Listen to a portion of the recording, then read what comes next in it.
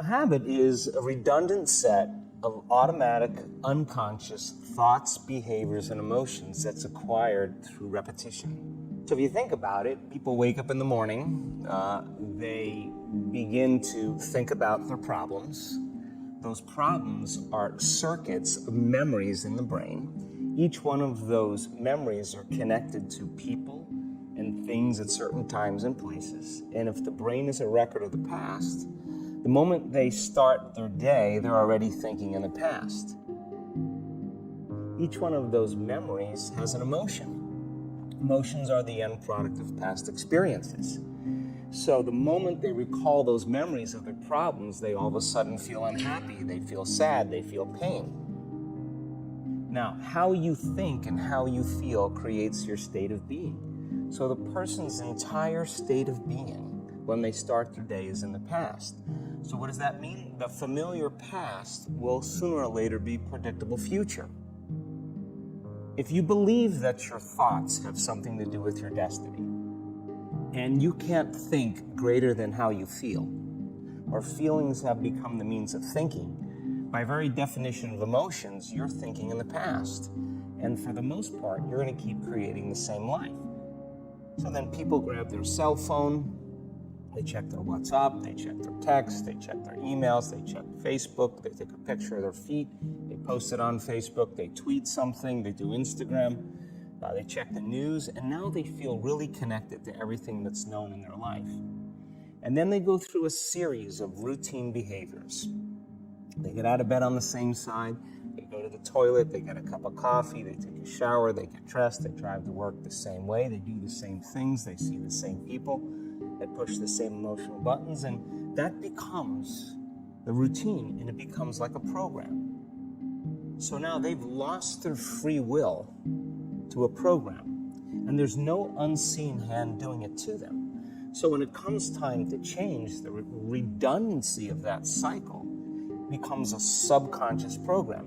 Most people then wait for crisis or trauma or disease or diagnosis. They wait for loss, some tragedy to make up their mind to change. And my message is, why wait?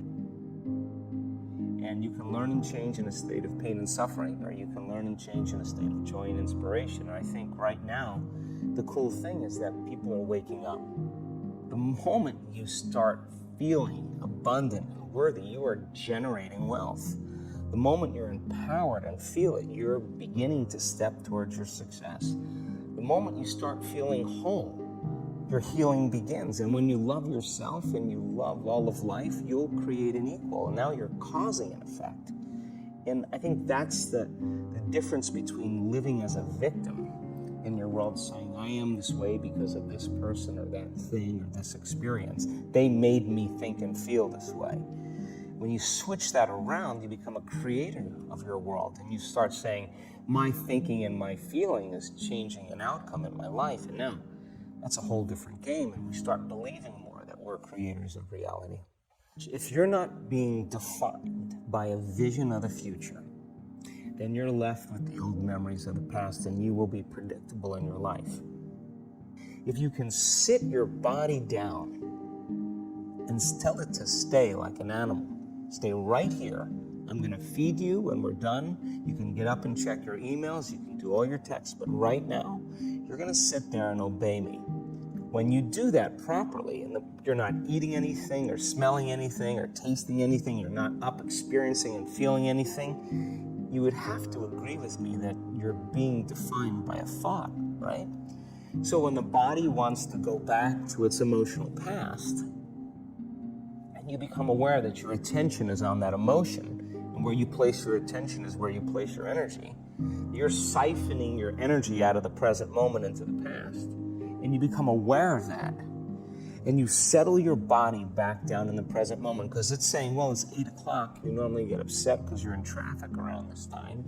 And here you are sitting, and we're used to feeling angry, and you're off schedule. Oh, it's 11 o'clock, and you usually check your emails and judge everybody. Well, the body's looking for that predictable chemical state.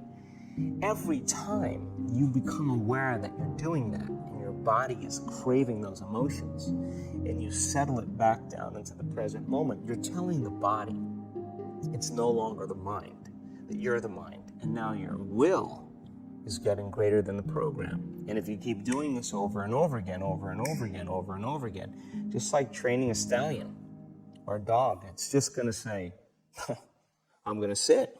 And the moment that happens, the body's no longer the mind. When it finally surrenders, there's a liberation of energy. We go from particle to wave, from matter to energy, and we free ourselves from the chains of those emotions that keep us in the familiar